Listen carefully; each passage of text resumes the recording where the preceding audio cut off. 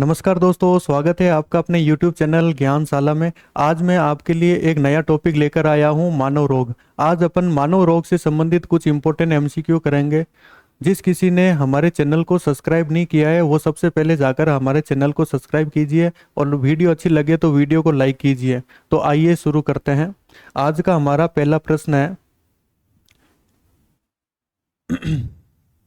Ads रोग। आज का हमारा पहला प्रश्न क्या दे रखा है? एड्स रोग किस वायरस के कारण होता है? तो एड्स रोग किसके कारण होगा? HIV वायरस के कारण। एड्स रोग किसके कारण होता है? HIV वायरस के कारण। अगला प्रश्न देखिए, डेंगू बुखार किसके काटने से फैलता है? तो डेंगू बुखार किसके कारण काटने से फैलेगा? एडिज मच्छर के काटने से फैलेगा। कौन से मच्छर के काटने से फैलेगा? एडिज मच्छर। और ये जो मच्छर होता है ये साफ जल में पाया जाता है। ठीक है, जो बाकी जो मलेरिया का मच्छर होता है वो गंदे जल में पाया जाता है और ये साफ जल में पाया जाएगा आपके डेंगू का मच्छर। अगला देखो क्या दे रखा है, टीबी रोग किस अंग को प्रभावित करता है? तो टीबी रोग किसको प्रभावित करेगा? फेफड़ों को।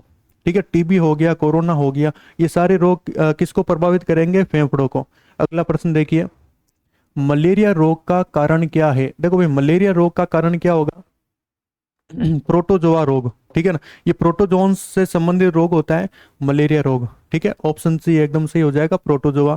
अगला प्रश्न देखिए, एनीमिया किसकी कमी से होता है? एनीमिया जो है ना वो किसकी कमी से होगा? कैल्शियम, विटामिन सी, आयरन या जिंक, ये किसकी कमी से होगा? आयरन की कमी से। किसकी कमी से होगा? आयरन। अगला प्रश्न देखिए, प्रश्न संख्या 6, कोरोना वायरस का प्रभाव मुख्य रूप से किस अंग पर होता है? हाँ भाई देखो, कोरोना वायरस हमने पहले ही पढ़ा था, ये किसको प्रभावित करता है? फेफड़ों को। किसको प्रभावित करेगा? फेफड़ों को। अगला प्रश्न देखिए, प्रश्न संख्या 7, डायबिटीज किस हार्मोन की कमी से होता है? हाँ भाई, जो डायबिटीज होता है ना वो किसकी कमी से होगा भाई? ये कमी से होगा इंसुलिन की कमी से। होता क्या है, जब हमारी बॉडी में अग्नाशय ग्रंथि होती है और अग्नाशय ग्रंथि क्या करती है? इंसुलिन हार्मोन को बनाती है। और इंसुलिन हार्मोन कैसे काम करेगी? अगर इंसुलिन की मात्रा कम हो गई तो ग्लूकागन की मात्रा बढ़ जाएगी, और ग्लूकागन की मात्रा कम हो गई तो इंसुलिन की मात्रा बढ़ जाएगी। ये दोनों आपस में क्या करते हैं? एक दूसरे से संबंधित होते हैं। ठीक है, तो इंसुलिन की कमी से कौन सा रोग होगा? डायबिटीज, जिसको अपन क्या बोलते हैं? शुगर। ठीक है, अगला देखो, रक्तचाप किस अंग से संबंधित है? तो रक्तचाप किससे संबंधित होगा? हृदय से। रक्तचाप किससे संबंधित होगा? हृदय से। ठीक है, अगला प्रश्न देखिए, हैजा किसके द्वारा फैलता है? बताओ भाई, हैजा किसके द्वारा फैलेगा? वायु के द्वारा द्वारा नहीं फैलेगा, मच्छर के द्वारा भी नहीं होता है, स्पर्श से भी नहीं फैलेगा। ये किसके द्वारा फैलेगा? दूषित जल के कारण। ठीक है, दूषित जल जिसके कारण अपन को क्या फैलता है? हैजा। अगला क्या है, कैंसर रोग किस पर निर्भर करता है? देखो भाई, कैंसर रोग किस पर निर्भर करेगा? ये कैंसर रोग क्या होता है, हमारे शरीर में जो कोशिकाएं होती है ना, सेल्स, उसमें अनियंत्रित वृद्धि होती है। हमारे सेल्स में क्या होती है? अनियंत्रित वृद्धि होती है, जिसके कारण कैंसर फैलता है। अगला प्रश्न क्या दे रखा है, देखो, टाइफाइड रोग किस जीवाणु से होता है? तो टाइफाइड किसके द्वारा होगा? साल्मोनेला टाइफी के कारण। किसके कारण होगा? Salmonella typhi.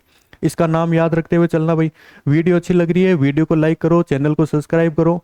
अगला प्रश्न देखो, एड्स की पुष्टि के लिए कौन सा परीक्षण किया जाता है? देखो भाई, एड्स की पुष्टि करनी है ना, तो आप किसकी पुष्टि करोगे? HIV। और HIV का परीक्षण किसके द्वारा किया जाएगा? आपके एलिसा जांच के द्वारा। किसके द्वारा किया जाएगा?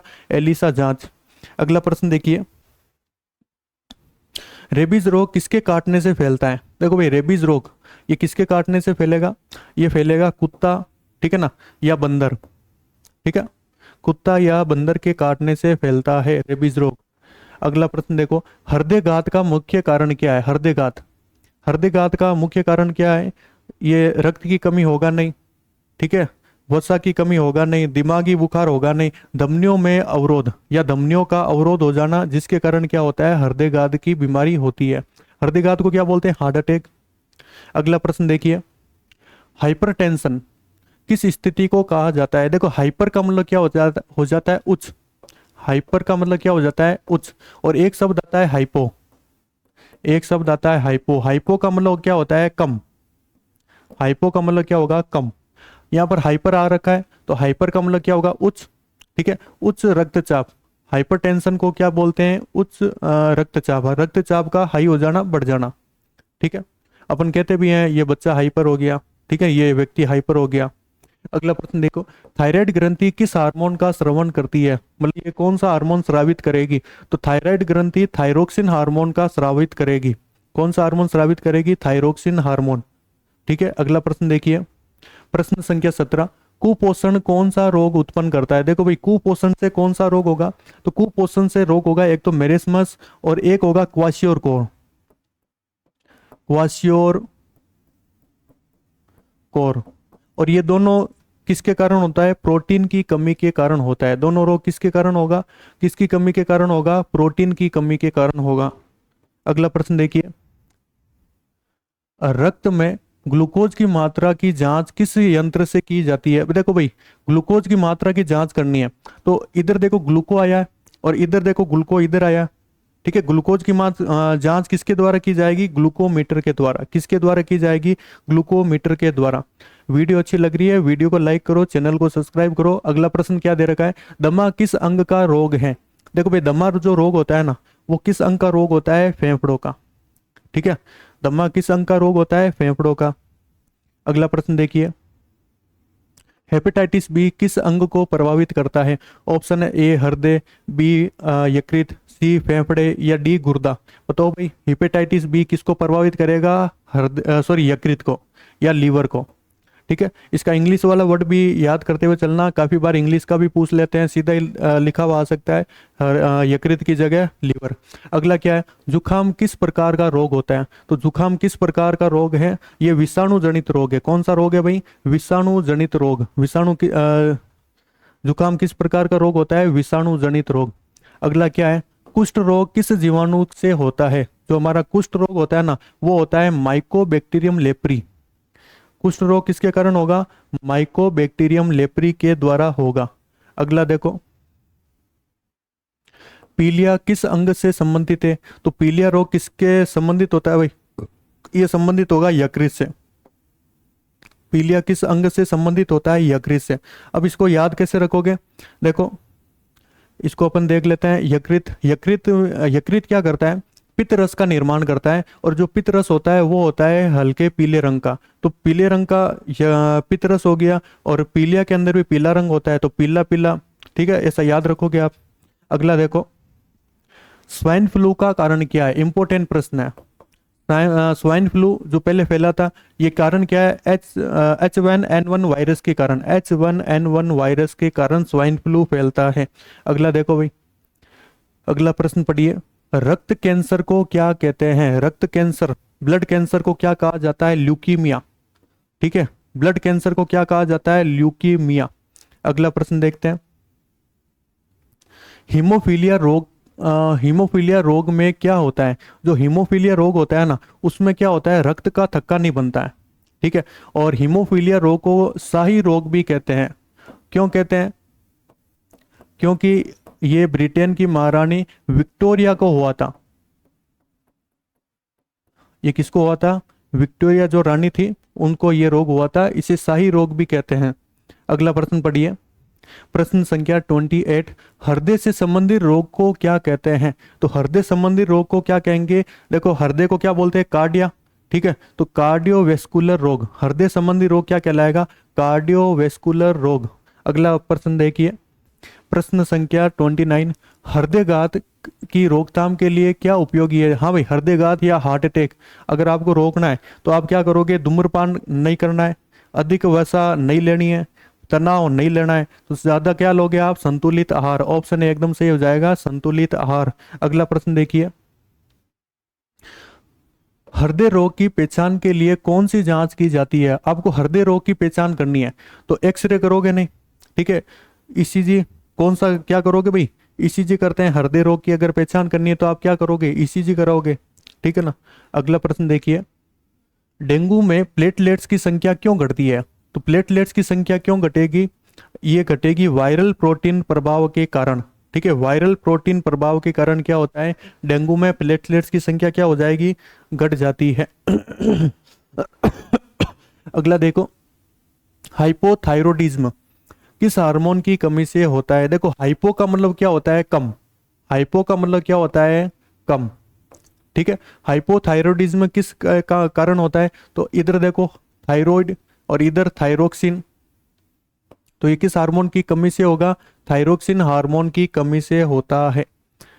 अगला देखो भाई, हाथी पांव रोग किसके कारण होता है? जो हाथी पांव रोग होता है ना, वो किसके कारण होगा? परजीवी कीड़ा के कारण।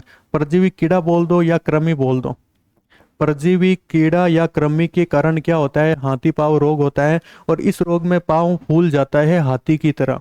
अगला प्रश्न देखो, कैंसर कोशिकाओं की विशेषता क्या होती है? जो कैंसर कोशिकाएं होती है ना, वो क्या करती है? तेजी से विभाजित होती है। वो क्या करेगी? तेजी से क्या करेगी? विभाजित होगी। अगला प्रश्न पढ़िए, चैनल को लाइक कीजिए, सॉरी चैनल को सब्सक्राइब कीजिए, वीडियो को लाइक कीजिए। अगला देखो, काला अजार किस परजीवी से होता है? तो काला अजार होगा लेशमेनिया से। किसके द्वारा होगा भाई काला अजार? लेशमेनिया से होगा। इंपॉर्टेंट प्रश्न है, ठीक है। अगला देखो, प्रश्न संख्या 37, दमा का इलाज किसके द्वारा किया जाता है? दमा मतलब अस्थमा। अस्थमा का जो मरीज होता है ना, उसका इलाज किसके द्वारा किया जाएगा? इनहेलर के द्वारा। डॉक्टर क्या करता है? एक इनहेलर देता है। अगर किसी को दमा है तो इनहेलर उसको बार बार लेना पड़ता है, ठीक है। वो सांस से खींचते हैं ना मुंह से, वो होता है।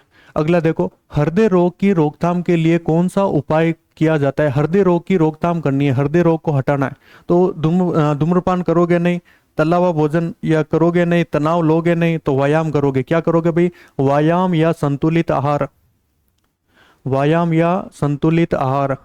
अगला क्या है? टाइफाइड की पुष्टि के लिए कौन सा परीक्षण किया जाता है?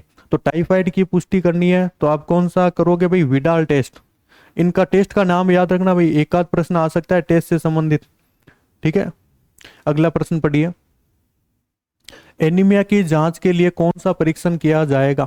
तो एनीमिया की जांच परीक्षण करना है तो अपन कौन सा करेंगे? HB test. एनीमिया किसके कारण होता है? हीमोग्लोबिन की कमी के कारण, ठीक है ना। अगर आयरन की कमी हो जाएगी तो हीमोग्लोबिन कम हो जाएगा, हीमोग्लोबिन कम हो जाएगा तो रक्त की कमी हो जाएगी, और रक्त की कमी को क्या बोलते हैं? एनीमिया।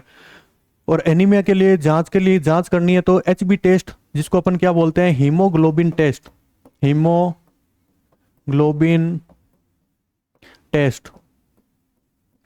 कौन सा टेस्ट करोगे भाई? Haemoglobin test. अगला प्रश्न देखिए,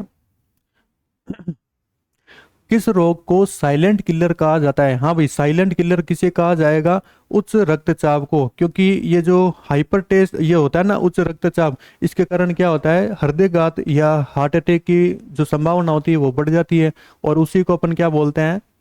साइलेंट किलर। अगला क्या है? हाइपर। हाइपर का मतलब क्या होना? उच्च होना, उच्च मतलब ज्यादा होना। हाइपर ग्लाइसीमिया, यहाँ पर ग्लाई से याद रखो ग्लूकोज। अगर ग्लूकोज की मात्रा बढ़ जाएगी, ठीक है ना, तो क्या होगा भाई? डायबिटीज। कौन सा रोग होगा भाई? डायबिटीज। ऑप्शन भी एकदम सही हो जाएगा, डायबिटीज। अगला प्रश्न देखिए, एंटीबायोटिक किस रोगों को किस रोग में प्रभावी होता है? एंटीबायोटिक। देखो भाई, एंटीबायोटिक, बायोटिक से निकालो बायो, बायोटिक से क्या निकालो? बायो। बायो का मतलब क्या होता है? जीव। और जीव से क्या बनेगा? जीवाणु। जीव से क्या बनेगा? जीवाणु। अब इन ऑप्शन में देखो, जीवाणु कहाँ आ रखा है? ऑप्शन सी में आ रखा है। क्या आ रखा है? जीवाणु जनित, ठीक है। एंटीबायोटिक किस रोग पर प्रभावी होगी? जीवाणु जनित रोगों पर। अगला प्रश्न देखिए, रेबीज रोग किस अंग को प्रभावित करता है? तो रेबीज रोग किसको प्रभावित करेगा? मस्तिष्क को। और ये एक प्रकार की लाइलाज बीमारी होती है। अगर किसी को कुत्ता बिल्ली अगर काट जाए तो आप सबसे पहले रेबीज का इलाज करा लो, ठीक है। इसमें इंजेक्शन लगते हैं, 2 इंजेक्शन लगते हैं, और फटाफट जाकर लगवा लेना चाहिए। अगर ये बीमारी फैल गई तो इसका कोई इलाज नहीं है, ठीक है। और ये किसको प्रभावित करेगा? ब्रेन को। अगला देखो, स्ट्रोक किस स्थिति का परिणाम हो सकता है? जो स्ट्रोक होता है ना, वो किस स्थिति का परिणाम हो सकता है? तो ये होगा उच्च रक्तचाप का। किसके कारण होगा भाई? उच्च रक्तचाप। अगला देखो, प्रश्न संख्या 46, टीबी की पुष्टि के लिए, ठीक है, टीबी की पुष्टि के लिए कौन सी जांच किया जाता है? Mantoux test. कौन सा टेस्ट किया जाएगा? मेंटॉक्स टेस्ट किया जाएगा, टीबी की जांच करनी है तो। अगला प्रश्न है, हृदय गति को नियंत्रित करने वाला भाग कौन सा है? तो हृदय गति को नियंत्रित करने वाला भाग कौन सा है? मोस्ट इंपोर्टेंट प्रश्न है। यह है आपके साइनो एंट्रियल नोड। इसको अपन शॉर्ट में SA नोड भी कहा जाता है, ठीक है, ऑप्शन सी एकदम सही हो जाएगा, साइनो एंट्रियल नोड। अगला प्रश्न देखिए, डेंगू में कौन सी रक्त कोशिका प्रभावित होती है? तो डेंगू के अंदर कौन सी रक्त कोशिका प्रभावित होगी? आपके प्लेटलेट्स। कौन सी प्रभावित होगी भाई? प्लेटलेट्स। अगला प्रश्न देखिए, मधुमेह में शरीर में किसकी कमी हो जाती है? हाँ भाई, शरीर में किसकी कमी हो जाएगी? इंसुलिन की कमी हो जाएगी। किसकी कमी हो जाएगी भाई? इंसुलिन की कमी। होता क्या है, जब इंसुलिन की कमी हो जाएगी तो ग्लूकागन बढ़ जाएगा, और इंसुलिन बढ़ जाएगा तो ग्लूकागन कम हो जाएगा। तो ये दोनों एक दूसरे को क्या करते हैं? बैलेंस करते हुए चलते हैं। ठीक है, अगला प्रश्न पढ़िए, मस्तिष्क ज्वर किसके कारण होता है? तो मस्तिष्क ज्वर किसके कारण होगा? बताओ भाई, मस्तिष्क ज्वर ये किसके कारण होगा? तो ये प्रोटोजोआ के कारण, सॉरी, ये वायरस के कारण होगा। किसके कारण होगा? मस्तिष्क ज्वर वायरस के कारण होता है। प्रश्न संख्या 53, थैलेसीमिया किस प्रकार का रोग है? जो थैलेसीमिया जो रोग है ना, वो एक प्रकार का आनुवांशिक रोग है। मोस्ट इंपोर्टेंट प्रश्न है। थैलेसीमिया रोग कौन सा बीमारी है भाई? ये संक्रामक बीमारी नहीं है। ये कौन सी बीमारी है? आनुवांशिक बीमारी है। अगला प्रश्न देखो, अस्थमा में कौन सा अंग प्रभावित होता है? तो अस्थमा के अंदर फेफड़े प्रभावित होते हैं। कौन प्रभावित होगा भाई? फेफड़े। ठीक है, अस्थमा में कौन सा अंग प्रभावित होगा? फेफड़े। एनीमिया से किसकी मात्रा घटती है? तो एनीमिया रोग होता है ना, उसमें किसकी मात्रा घटेगी? तो एनीमिया में कम किसकी हो जाती है मात्रा? हीमोग्लोबिन की मात्रा कम हो जाती है। ठीक है ना, और तभी तो एचबी टेस्ट किया जाता है। अगला प्रश्न देखो, टीबी रोग का संचार किसके माध्यम से होता है? हाँ भाई देखो, टीबी रोग का पूछा है, तो टीबी रोग का संचार किसके द्वारा होगा? हवा के द्वारा। किसके द्वारा होगा? हवा के द्वारा। और संक्रमित अंग कौन सा होता है? फेफड़े। ठीक है, संक्रमित अंग कौन सा होगा? फेफड़े। अगला देखो, संज्ञानहीनता किस अंग की समस्या है? देखो भाई, ये क्या बोल रहा है? संज्ञानहीनता। संज्ञान क्या होता है? कि अपन को चेतना वगैरह कहाँ से आती है? मस्तिष्क से। तो ऑप्शन बी एकदम सही हो जाएगा, ब्रेन या मस्तिष्क। ठीक है, अगला प्रश्न देखिए, आज का लास्ट प्रश्न है, डेंगू के लक्षणों में क्या शामिल होता है? तो डेंगू जिसको होता है ना, उसको क्या होगा? एक तो बुखार आएगा, और क्या होगा? शरीर दर्द करने लगेगा। ऑप्शन ए एकदम सही हो जाएगा। तो दोस्तों बताइए आपको ये वीडियो कैसी लगी? अगर आपको ये वीडियो अच्छी लगी तो वीडियो को लाइक करो, चैनल को सब्सक्राइब करो। तो मिलते हैं अगली क्लास में, तब तक के लिए जय हिंद, जय भारत।